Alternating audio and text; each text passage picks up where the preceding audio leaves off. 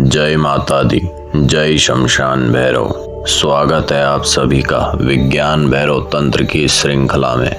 आज हम चर्चा करेंगे 16वीं विधि की, जिसे कहते हैं शून्य में दृष्टि टिकाना। यह साधना बहुत गहरी है और साधक को सीधे मौन और शून्यता के अनुभव तक ले जाती है। ध्यान की परंपरा में शून्य का बहुत महत्व है। हम सब जानते हैं कि आकाश अनंत है, उसमें कोई सीमा नहीं है, कोई किनारा नहीं है। जब हम आकाश की ओर देखते हैं तो हमें केवल खालीपन दिखाई देता है। विज्ञान भैरव तंत्र में लिखा है कि यदि साधक अपनी दृष्टि को इस आकाश में, इस शून्य में स्थिर कर दें तो धीरे धीरे वह भी शून्य में विलीन होने लगता है। शरीर स्थिर हो जाता है, मन शांत होने लगता है और साधक का अहंकार, उसका मैं धीरे धीरे मिटने लगता है। यह शून्य का अर्थ केवल आकाश देखना नहीं है, यह उस खालीपन को अनुभव करना है जो हर जगह व्याप्त है। जब हम आकाश को देखते हैं तो बाहर का शून्य हमें भीतर के शून्य से जोड़ देता है। अब जानते हैं इस साधना की विधि।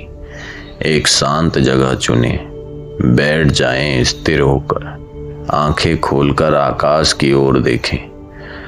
अगर आप बाहर ना जा पाएं तो दीवार पर एक खाली बिंदु या एकदम सफेद जगह भी ले सकते हैं। दृष्टि को स्थिर कर दें, पलकें झपकाने की कोशिश ना करें।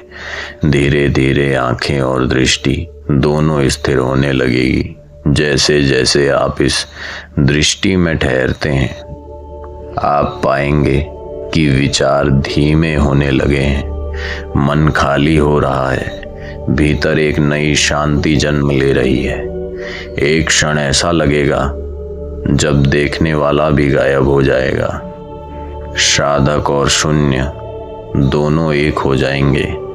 वह अनुभव ऐसा होता है मानो आप स्वयं भी आकाश हो गए हो, बिना किसी सीमा के, असीम और विराट। इस साधना से साधक को बहुत गहरे अनुभव मिलते हैं।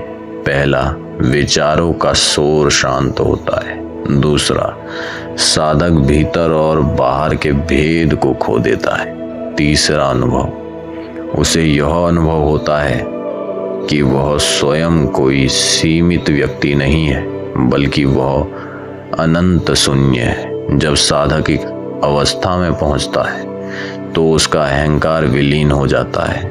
मैं और मेरा का भाव मिट जाता है और वही प्रकट होता है भैरव की उपस्थिति। यही कारण है कि इस साधना को शून्य में दृष्टि टिकाना कहा गया है। दृष्टि बाहर शून्य को देखती है और मन भीतर शून्य को पहचान लेता है। तो यह थी विज्ञान भैरव तंत्र की 16वीं विधि, शून्य में दृष्टि टिकाना। यह साधना बहुत सरल है, लेकिन यदि नियमित अभ्यास करें तो साधक को सीधे मौन और भैरव के अनुभव तक ले जा सकती है। अगली वीडियो में हम 17वीं विधि सीखेंगे। जय माता दी, जय शमशान भैरव।